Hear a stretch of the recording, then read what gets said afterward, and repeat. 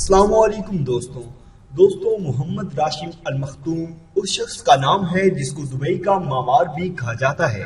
وہ شخص جس نے ریگستان کی ریت میں ایک عظیم الشان شہر تعمیر کر دیا اور وہ شہر آج دنیا کا سب سے بڑا ٹورسٹ سپورٹ ہے۔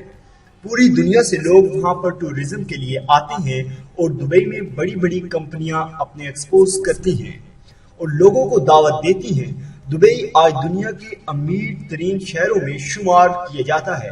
آج سے کچھ عرصہ قبل دبئی ریت کے ٹیلوں سے گھرا ایک بیابان کے سوا کچھ بھی نہ تھا، لیکن پھر ریت کے ان ٹیلوں نے ترقی پائی اور دبئی کہلانے لگے۔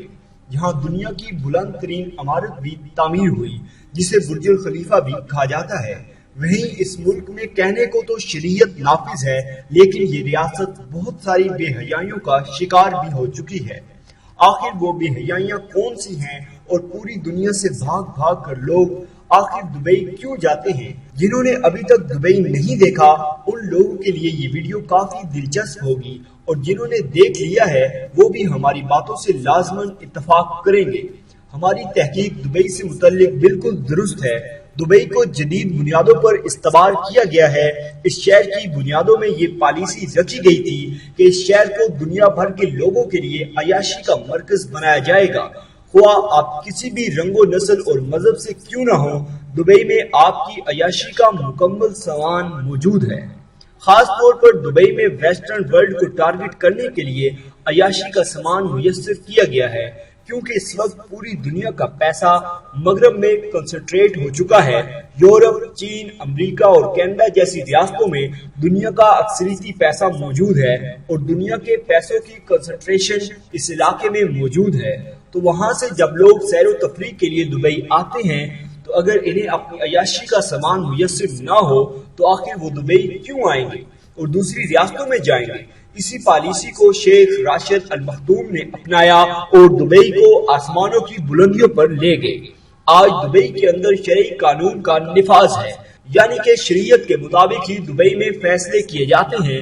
لیکن کیا دبئی ایک ریاست ہونے کی حیثیت سے شرعی ہے؟ بظاہر کتابوں میں تو ایسا ہی لگتا ہے، لیکن اگر پریکٹیکل بات کی جائے تو ایسا بالکل نہیں ہے۔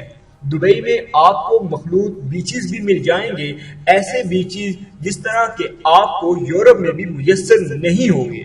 اس طرح کے ساحل سمندر آپ کو دبئی میں میسر ہیں، جہاں آپ مغربی دنیا کے لیے عیاشی کا مکمل سامان موجود ہے۔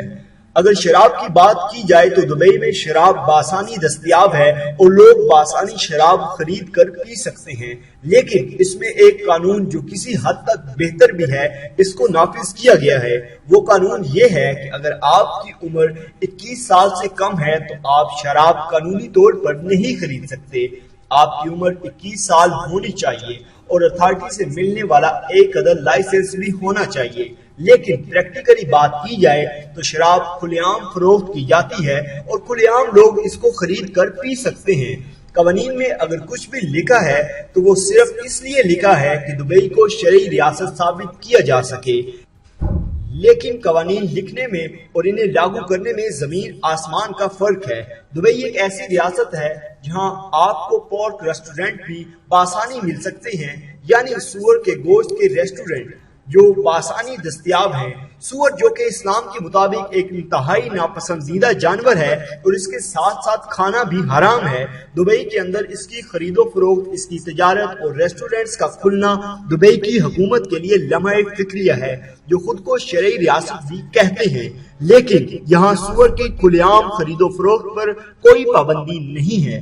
اگر شرعی ریاست کی بات کی جائے تو اس کے حکمرانوں کی دولت، اس کے حکمرانوں کا لائف سٹائل اور حکمرانوں کی نجی زندگی بہت اہمیت رکھتی ہے۔ کوئی بھی خدا ترس حکمران جو ایک شرعی ریاست کو چلا سکتا ہے، اس کی نجی زندگی بھی بالکل شریعت کے مطابق ہوتی ہے۔ لیکن اگر آپ دبئی کے حکمرانوں اور خاص طور پر ان کی بیویوں کی زندگی دیکھیں تو وہ بالکل شریعت کے مطابق نہیں ہے، اور اس پر کئی سوالیہ نشان اٹھائے جا سکتے ہیں اور بہت سارے لوگ اٹھاتے بھی ہیں۔ خیر، ہم اس کی تفصیل میں نہیں جائیں گے، ہم اپنے ٹاپک سے ہی منسلک رہیں گے۔ تو چلیے آگے بڑھتے ہیں۔ اب بات کرتے ہیں کلبز اور پبز کی۔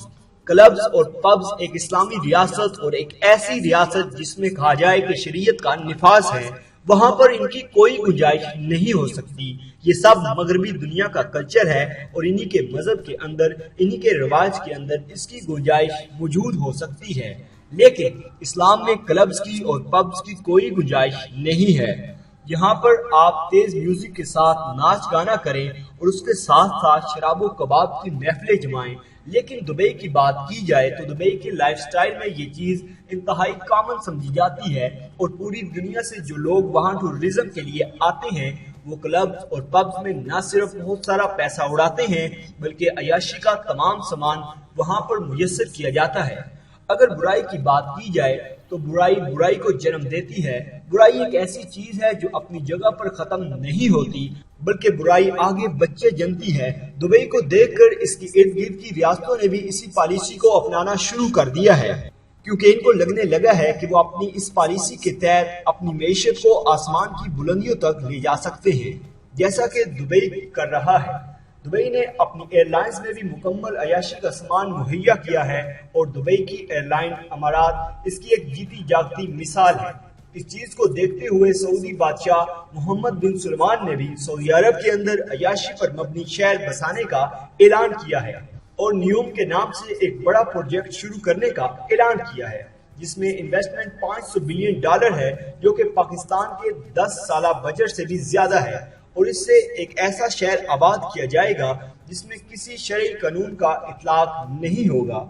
इसमें सऊदी अरब के बाकी कवानीन का भी इतलाक नहीं होगा और पूरी दुनिया से वहां लोग आएंगे, जो दिल चाहेगा करेंगे, जैसा दिल चाहेगा करेंगे। और मोहम्मद बिन सलमान का ख्याल है कि इस तरह वो सऊदी अरब की गिरती मईशत को संभाला दे सकते हैं, लेकिन इस्लाम के असूल तो इससे बिल्कुल मुख्तलिफ हैं। अल्लाह ताला के किए गए वादे इससे बिल्कुल मुख्तलिफ हैं। ये अपने आप को धोखा देने की बातें हैं कि हराम रास्ते पर चलकर और गलत रास्ते पर चलकर वक्ती तौर पर तो आपको मालो दौलत और मईशत को संभाला मिल सकता है, लेकिन दर हकीकत आखिरकार आपको कब्र में भी इसका हिसाब देना होगा और इस दुनिया में खास तौर पर आपकी मईशतें आपकी आंखों के सामने आपको डूबती हुई दिखाई देगी और आपकी जिंदगियों से चैन, इत्मीनान और सुकून छीन लिया जाता है। तो यही मामला सऊदी अरब के साथ भी हो सकता है अगर सऊदी अरब बाज न आया। गुज़िश्ता दिनों देखा गया है कि दुबई की तरह सऊदी अरब में भी सिनेमा को खोल दिया गया है। दुबई की तरह सऊदी अरब में भी लिबरलिज्म को प्रमोट करने की पॉलिसी को अपना लिया गया है और मोहम्मद बिन सलमान ने डोनाल्ड ट्रंप और इसकी बेटी के साथ मुलाकात में ओपन सऊदी अरेबिया पॉलिसी का जब ऐलान किया तो सऊदी अरब में मौजूद लोगों में भी तशवीश की लहर दौड़ गई और इसके साथ साथ आलम इस्लाम में तमाम मुसलमानों के अंदर तशवीश की लहर दौड़ गई कि वो सरजमीन जिस पर मक्का और मदीना मौजूद हैं, वो सरजमीन जहां से इस्लाम फैला था, क्या अब इस सरजमीन पर खुलेआम ये बेहयाई और बेशर्मी के काम होंगे? तमाम मुसलमान इस बारे में शदीद तजब्जुब का शिकार थे कि सऊदी आलमों ने बोलना शुरू कर दिया और बहुत सारे आलम हक को गवाही देते हुए आज मोहम्मद बिन सलमान के जालिमाना रवैये की वजह से जेलों में बिठा दिया गया।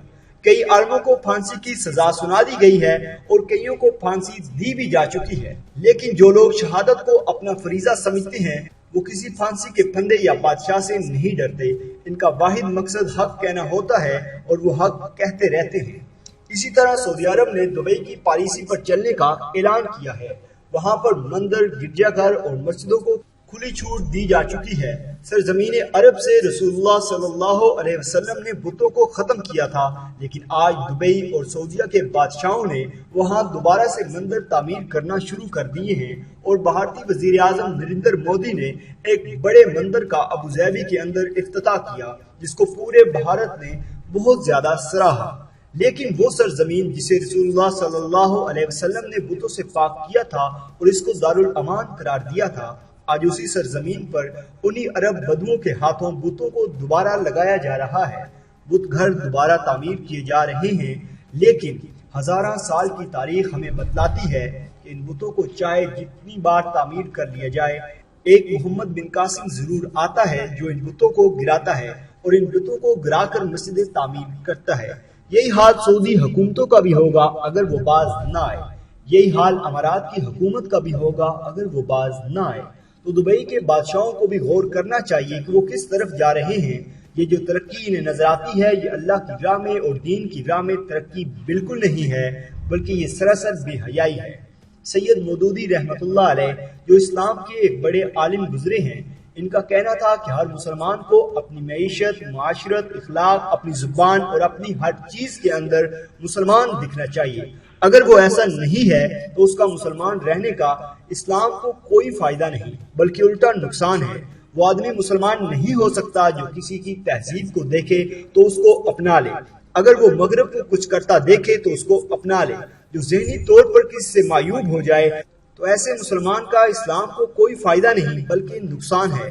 تو مودودی صاحب کی یہ بات سونے میں تولنے کے مترادف ہے، اور ہمیں بھی چاہیے کہ اپنی زبان، معاشرت، اخلاق، معیشت، تعلیم اور ہر چیز سے مسلمان دکھیں۔ تو دوستوں یہ تھی ہماری آج کی ویڈیو۔ اگر آپ کو ہماری آج کی یہ ویڈیو پسند آئی ہو تو اس کو لائک کریں، اس کے متعلق کوئی بھی سوال ہو تو کمنٹ باکس میں اپنی رائے کا اظہار ضرور کریں، اور ہمارا چینل سبسکرائب کرتے ہوئے ساتھ موجود گھنٹی کا بٹن بھی دبا دیں۔ شکریہ۔